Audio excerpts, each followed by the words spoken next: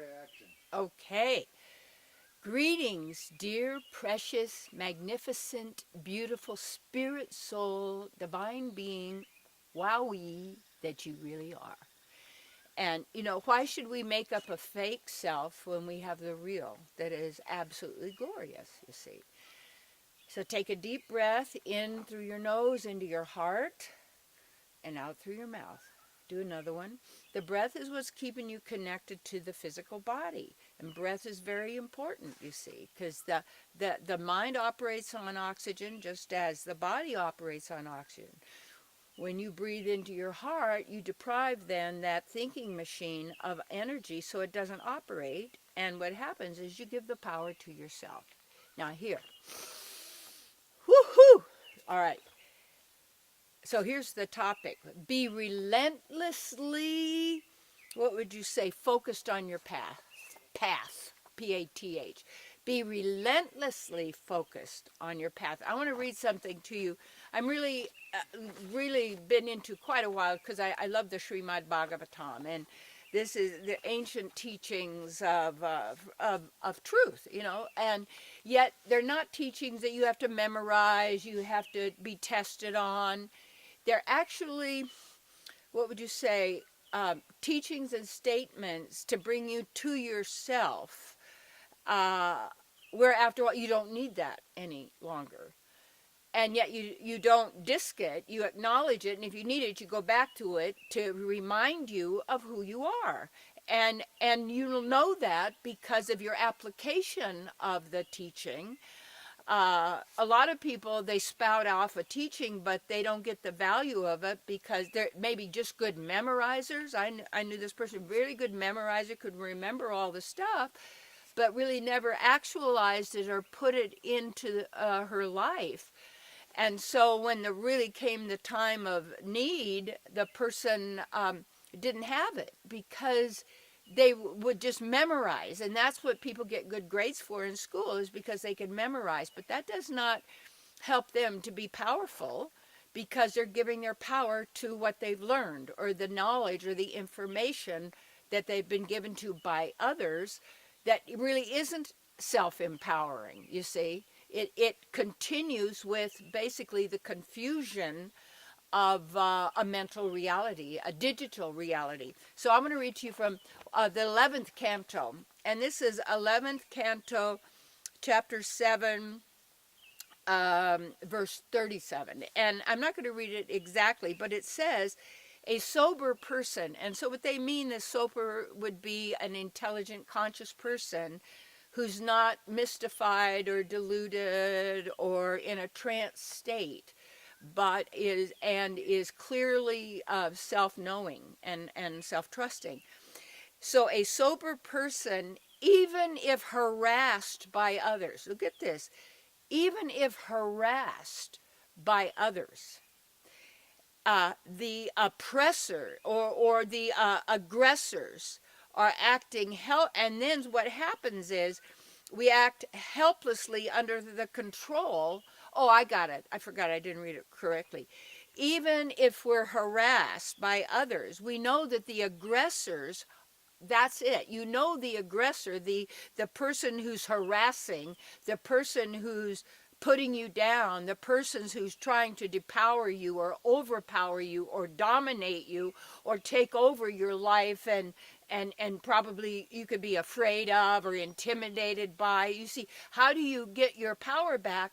You first have to understand that that person who is the oppressor, or that individual, or whoever that is under, really, basically, they're acting helplessly under the control of a mind. That's all. Of thoughts, of beliefs, of threats, of concepts, of ideas and sense that they have agreed with, that they've taken on, and it's based basically on fear and lack. And the person is in envy, and envy is the symptom of the infection, I would call it, of a mind virus that distorts our true divine reality with a false reality that is based on scarcity, you see, and fear and doubt. And the big thing I feel so fortunate that I'm a teacher because I'm a student. And when you're teaching, or you're like, any job is worthwhile as long as honorable, uh, and it's for the welfare of all living entities, including animals, you see. And that's possible. And we start realizing as we do this more and more how much our lives have been contaminated with violence and blood and pain and suffering to other human beings, other divine beings. And you say, well, they're eternal, they're not really affected. Yes, but because, you see, with how the mind operates, the conscious, the subconscious, is it doesn't know the difference between what's real or pretend, what you make up. Just like if you're sitting and watching a movie, or you're watching something and you're absorbing it in the sense without discernment, without knowing that it's what it actually is, people get impressed with that and identify with that and take on the experiences. It's just like, remember that horrible movie Psycho so many years ago? Was just, and hearing really things about that director person, was not really a very nice person. And yet, and making a movie that is so terrifying that people don't even take a shower. I was afraid to walk in the dark. I mean, I'm telling you, it's like to terrify people, to keep them afraid all the time. Say, well, then it'll help them know what's going. No, it even gives people ideas of what they think they might do.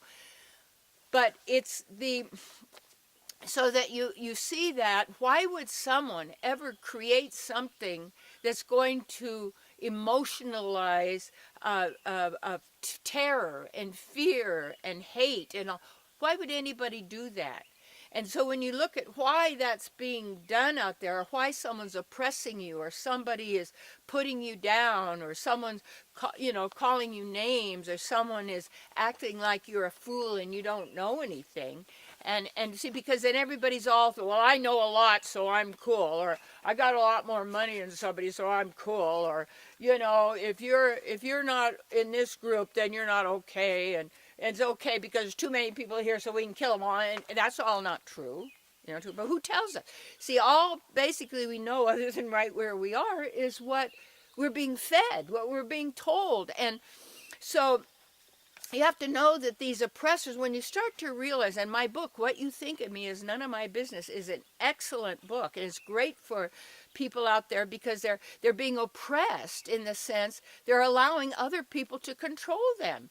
And then my book, Live Your Bliss, is basically, bliss is a place where you're not thinking, you're into absolute knowing. And when you do use your thinking or your thoughts or your words, because we're in that realm, you know what you're doing. And you're therefore manifesting your own reality as you choose, rather than agreeing to what everybody else is agreeing to. You see, people are, they're all agreeing, well, this is the way it's going to be because somebody said. Well, these are hypnotic commands. Bam, you will. Nobody knows the future, because how you make your future is in the now. That's it.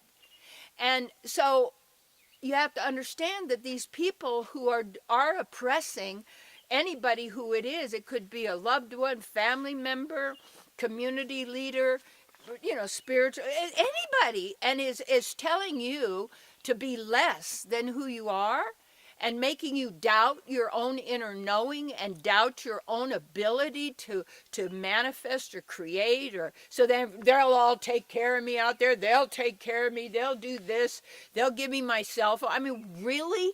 See how people have become like Miss Havishar in Great Expectations that I had mentioned before, is that when things aren't the way that they have been told is the way to be, and what to have and how to live, to be normal, to be successful, to fit in, to be all this. This is all just conjuring realities.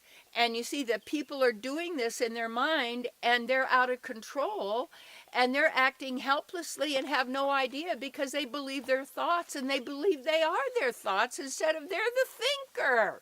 And where do the thoughts come from? You see, thoughts are light, And this is a light reality. This is a light show, you see. So how you do it is just notice that they're acting helplessly, and what they're doing and what they're saying and how they're operating is because they're being controlled. So don't let them control you, you see.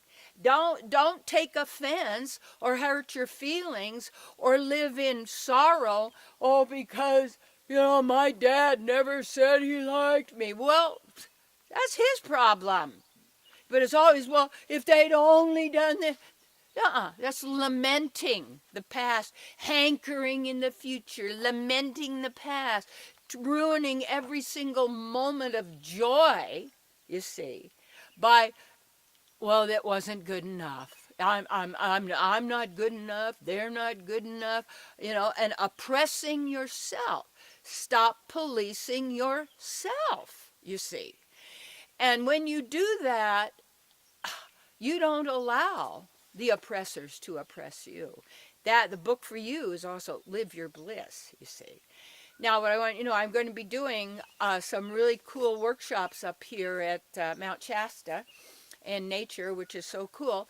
And there's a number of them coming up, and one's on manifesting, how it works, the mastery of manifesting, really important base thing.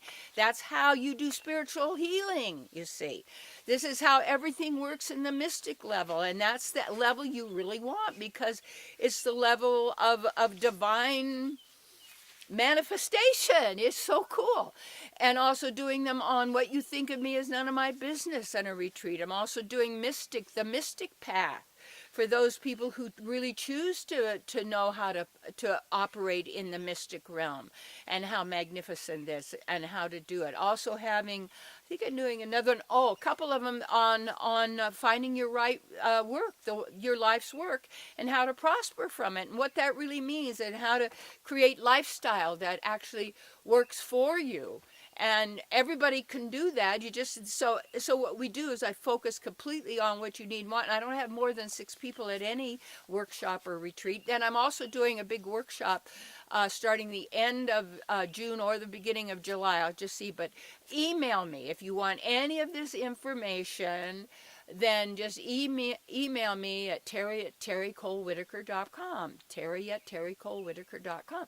And don't be dumb and start putting me on these big mailing lists and stuff like that. That's what I'm not doing to you. I would just let you know every once in a while. As you know, I'm not out there always communicating in newsletters or do all this stuff, because I'm really busy being me, having a great time, you see. And so I'm here to do my work, and my work is for your pleasure and for your happiness and for your eternal prosperity and well-being.